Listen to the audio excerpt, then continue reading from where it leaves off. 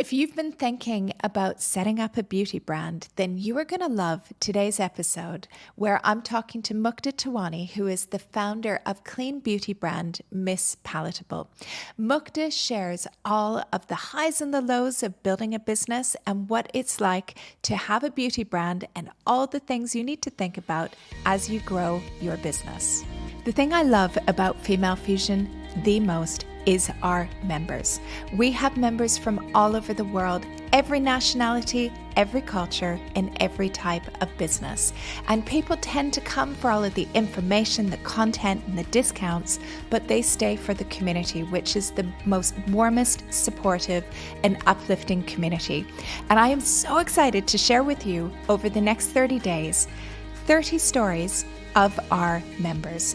They are going to inspire you and give you ideas on what you can do in your entrepreneurial journey.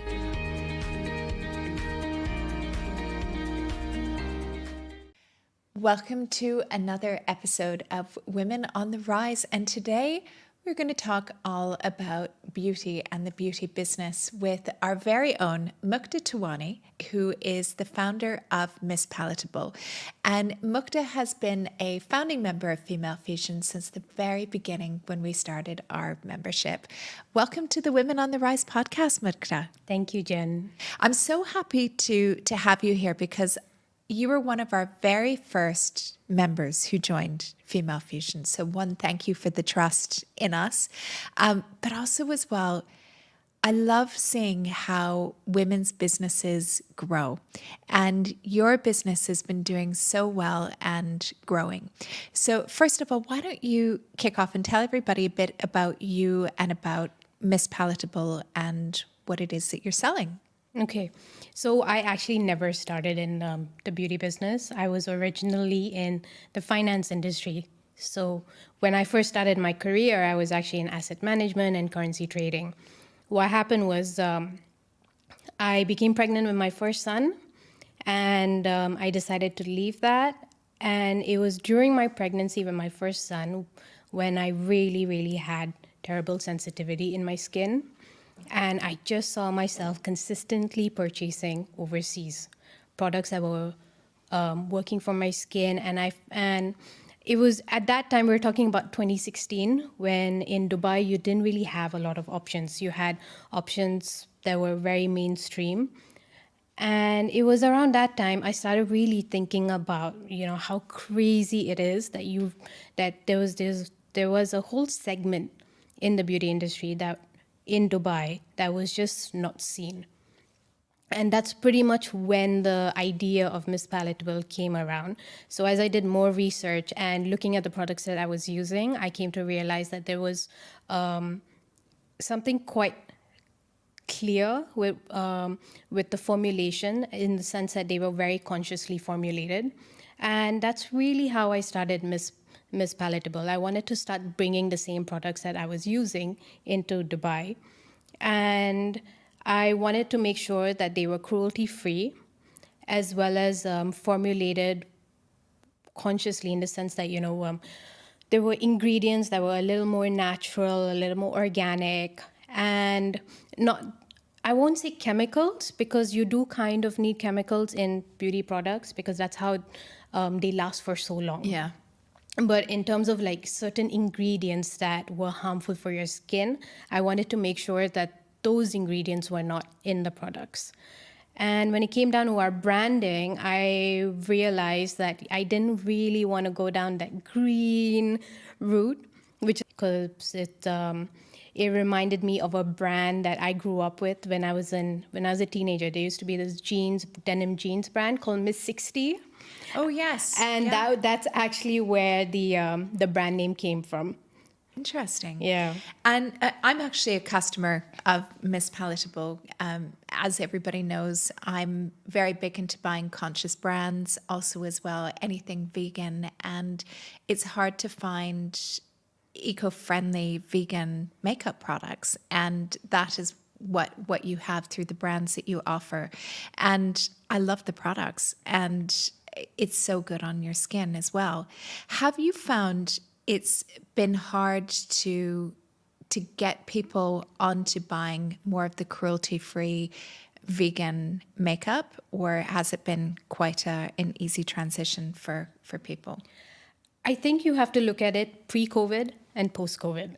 Ah, Because pre-COVID, yes, I would have said it was very, very hard. People were absolutely unaware. I mean, in the initial days, I spent a lot of time trying to build awareness, trying to explain to people why you needed to look at ingredients, why what you're using may not be best for your skin, and things like that.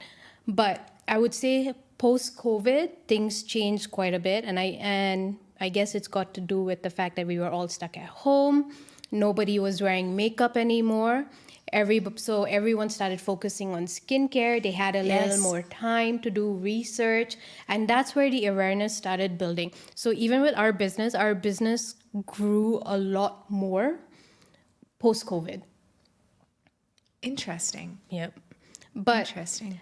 I think even till today, if I compare it to the rest of the world, we're still quite far behind in the Middle East. So great opportunities then as well to really grow and build the brand even further as people become more conscious of that. Oh, for sure, because I feel like we're just at the beginning of this whole movement.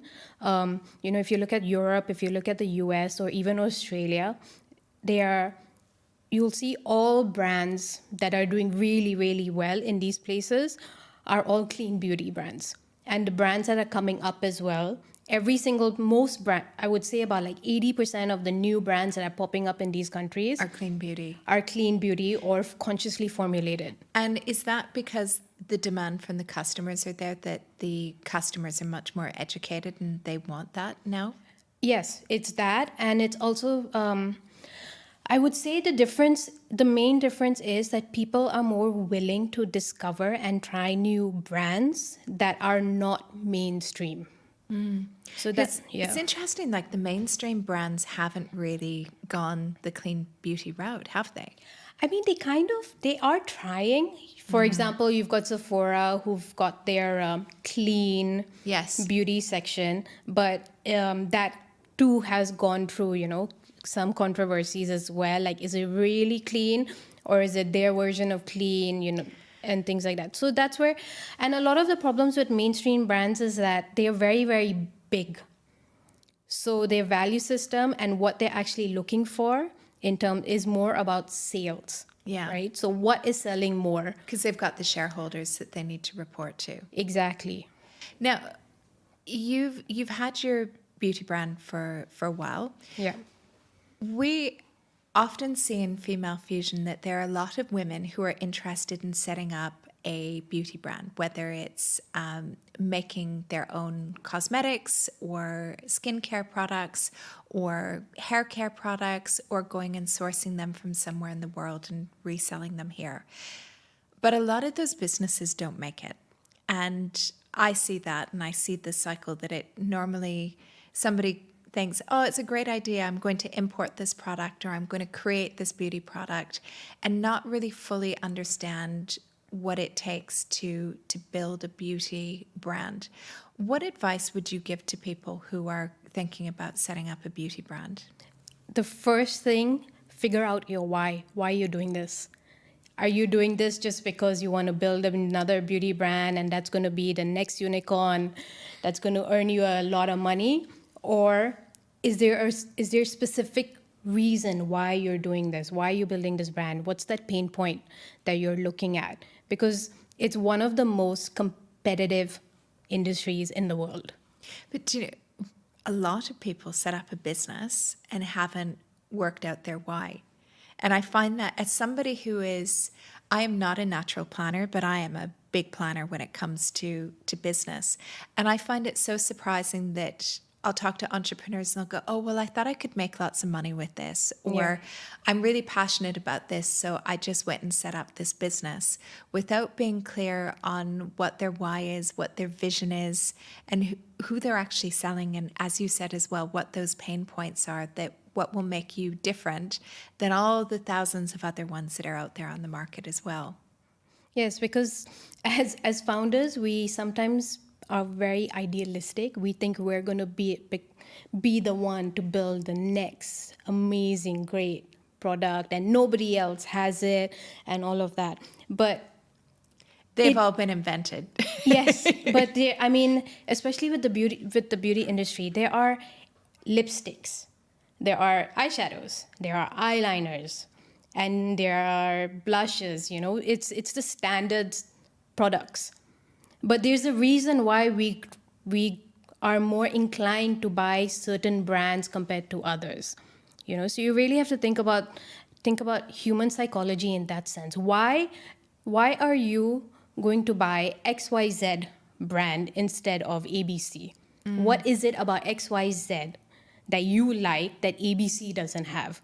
And these are what differentiates different brands, because you're never ever going to be able to target everybody, and none of these brands that are successful are targeting everyone.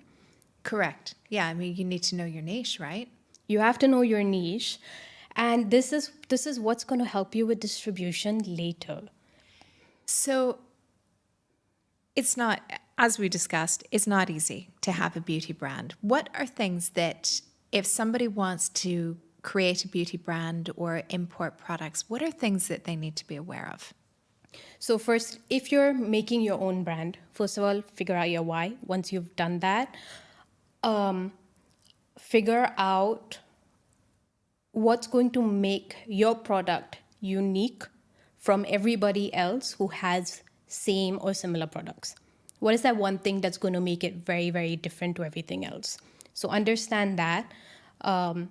It's a very visual industry, so branding is very important, and you have to make sure that your why and your USPs are visually, like you can visually see it. Totally, because if you're not able to invest that money in branding, people aren't going to buy from you. It's not going to fly. Yeah. It's just not packaging, what the bottles are going to look like, what your labels are going to look like, what are your marketing assets going to look like.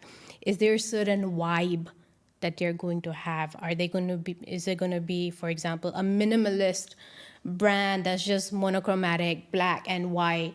Or is it going to be a Gen Z, yellow, red, bubbly type of vibe? So you actually have to think about the personality of your brand. What personality is your brand going to have? And apart from that and the branding, as you go further along as well, it's quite complicated, right? I mean, depending upon where your business is, that you might have to get approvals from the government to sell those products. But then there's other things as well, like selling and having your e-commerce platform, to how you're going to distribute it, how you're going to store your products. All of that, I think sometimes that people don't consider that when they go, I'm going to have a beauty brand, and not actually think through all of the steps that need to happen. Yes, because before you can even do that, you've got the branding, all of that. You have to go to the labs, right, to formulate your products. If you're not going to be manufacturing it yourself, you have to go somewhere else to manufacture it. Those places are going to have MOQs. So Which is minimum order quantity. Exactly. Yeah. And on top of that, beauty products have expiry dates. So not only do you have MOQs, but you have to have a mental timeline in your head that, okay, I am going to buy X amount, and I have to make sure that I sell X amount within the time. Because once it expires, you throw it. Yeah, well, we have somebody who got a number of beauty products made, hundreds and hundreds, and then had something happen and didn't properly market it, and it all expires in a couple of months. And they're just now giving it all away for free, when they were selling these products for, I think, about $80. And they've got hundreds of these products that retail for $80, and they didn't market it, they didn't sell it, so they're stuck with all of this stock, which is expiring. Yes, and then you have to, and if you're giving it away for free, that's 100% loss. Yep. So you've got that, and even if once say you've said, okay, I can do this, I can sell this such 2 years, you bring it into Dubai, you have to find a warehouse to stock it in. and you have to make sure it's air conditioned because it's If not, Dubai. your makeup's Dubai gonna is melt. hot. You have to make sure it's not gonna melt. And then so you have to have your warehousing, your fulfillment figured out. And then you have to figure out who you're going to sell to. Yeah. That's the hardest part. Because as a consumer, I am seeing hundreds and thousands of beauty brands, products every day. As a retailer, I am seeing hundred thousands of beauty products and brands. And probably so many great ones are being missed that they're the world's best kept secret because they haven't figured out the branding, the marketing, all of those other things that it's sitting in a box somewhere because people aren't buying. That you can't just have that website. And I see this sometimes too, that people go, oh, but I built a website. Nobody's bought from me. Or I'm selling on Instagram. Why is nobody buying from me? And it's so much more complicated than that. Yes, because you have, customer acquisition is a lot more expensive today because especially with digital marketing, Facebook ads is very expensive when it comes down to the beauty industry because you've got the biggest players buying up the ad space, right? Yeah. So when you're buying Facebook ads and all of that, you're actually fighting with your likes of Sephora and Shalou Group and all of these people. And on top of that, a lot of brand owners don't realize that when it comes down to retail, especially physical retail, shelf space is limited. Yeah. Shelf space is limited. So they will generally push you to online. But when it comes down to online, even if you're like on 6th Street, Faces, or some of the big e-commerce platforms, they're not going to market for you. No, Unless again, you're a L'Oreal or an Estee Lauder, then yes, they will. But if you're a small person and you want an Instagram post, you got to do it yourself. no, but they will charge you Yeah. for their Instagram page. So you still have to do all of the marketing for yourself to make sure your products are getting sold in the retailers. And if it's not sold in the retailers, they will pull you out. So these are things that need to be thought about. And say you even do really well, that's a whole different ballgame because then you have to really be able to manage supply. Supply management becomes very, very important. And this is something a lot of people don't realize. People think that, okay, I'm in Sephora and I've made it and all of that. But the reality is that you have to make sure that you are ready for them. Yeah. Because if you can't meet the supply, you're going to be pulled just as quickly as you got in there. Exactly. So much to think about. And I'm sure that women who are thinking about setting up a business like this will find this information so useful as well, because it's something that shouldn't just be decided, oh, I'm going to set up a beauty business and go out and license or register that business. It takes a lot of thought and planning and money as well. It's not something that you can do with $100 or $500. It costs a lot of money as well to set that up to start with. Yeah, there's a lot of costs involved. You're looking at formulation costs, you're looking at packaging costs, setting up the websites within Dubai. You have to register as well with Dubai municipality. That's another cost because that's a cost per SKU. So that's every single item. Every single item. So it's not even a cost per brand, it's a cost per SKU.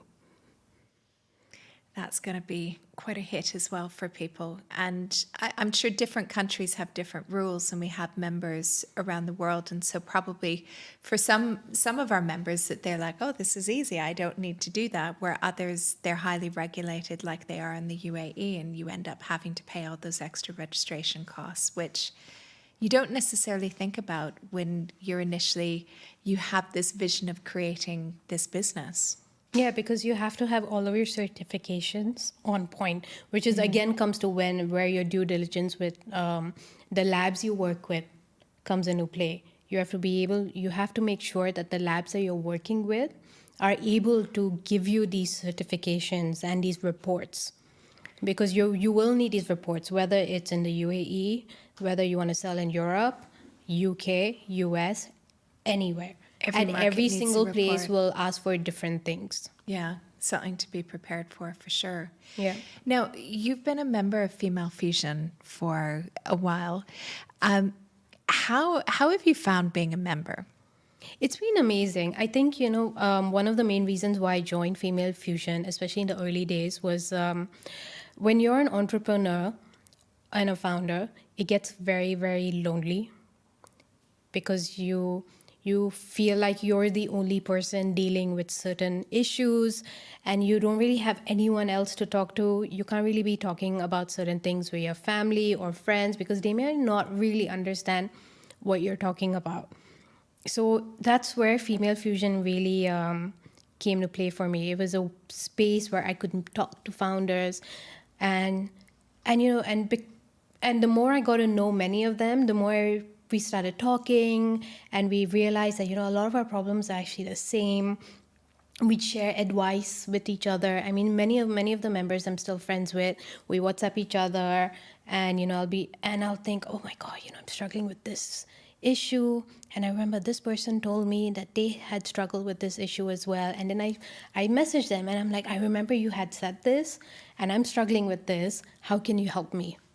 And and it's this advice sharing that's Yeah. become really, really important for me and the growth of my business. And I think as well that people aren't scared to be honest and to give that advice, but also as well to be vulnerable sometimes and say, I need help, which is so important when you own a business, because if you are not able to ask for help, that's going to limit you and your growth of your business. Yeah, because you spend a lot of time outside of your business. When you talk to other people who are not business owners, and especially if they're not in Female Fusion, you feel like you have to put up this front that, yeah, I'm doing all right. I've got this business. I'm doing well. I'm an entrepreneur. I'm a founder. And you just feel like you can't really be vulnerable with a lot of people, because you don't want them to take it the wrong way. That's interesting. And I think you're right as well that it's a different kind of business owner in a way, isn't it? That Yeah. because everybody does know each other, that they feel that it's a very safe space, whether it's online or if they connect in person as well. Yes, and you know that no one's judging you. Yeah. And it's just, and the reason also why they're not judging you is because they relate to you. They understand where you're coming from as well. Of course. Yeah, I get asked a question oftentimes, especially when our membership becomes open. And we often have people say, well, why would I join Female Fusion? What's in it for me? How's it going to help my business? What would you say to somebody about that? It's the network.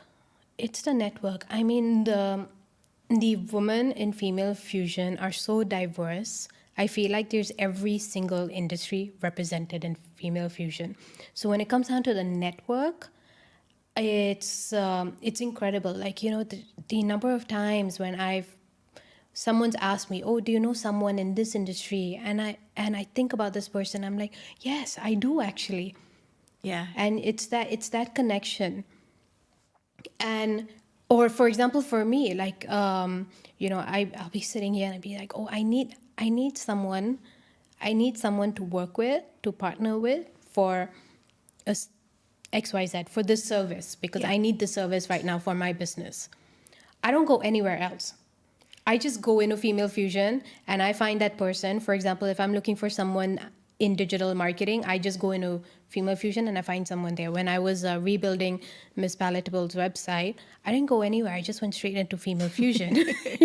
Because everybody's trusted, right? Yeah. And you know that people are going to do a good job because it's such a tight-knit network. And, with people all over the world as well. And this is what I'm finding too, since we've made our membership international too, is that you have access to women all over the world. So also as well, if you're expanding your business or you're looking for other clients or customers or extra support in something, not only do you have women who are in the same city as you, but you have women all over the world that you can access, which I think is pretty cool. Yeah, that's actually really cool. I'm looking forward to meeting more of the Female Fusion members who are outside. Maybe one day if I'm in the UK or something, I might reach out and be like, hey, are there any Female Fusion Well, founders we over have here? regular meetups, but we might have, I'm just going to mention it here, but we'll have news later, but we might have a big international something where everybody's going to be able to get together early 2024 as well. So you'll hopefully get to meet them then too. Well, that's really exciting. Yeah. I'm going to block those dates and Global then once networking. I find out. Yes. Well, what's next for you in your business? Oh, I mean, I am. There's so much happening. So I am, of course, Miss Palatable. We've got a few brands in the pipeline that we're going to be launching a lot more product SKUs because the brands that we work with also have launched new products, which I'm really, really excited about. So we're going to be launching some of those soon. So really busy with that. With Miss Palatable, we're in an exciting stage where we're actually going to be building some brand ambassadors. We're going to be building a Miss P tribe, which is very exciting for us.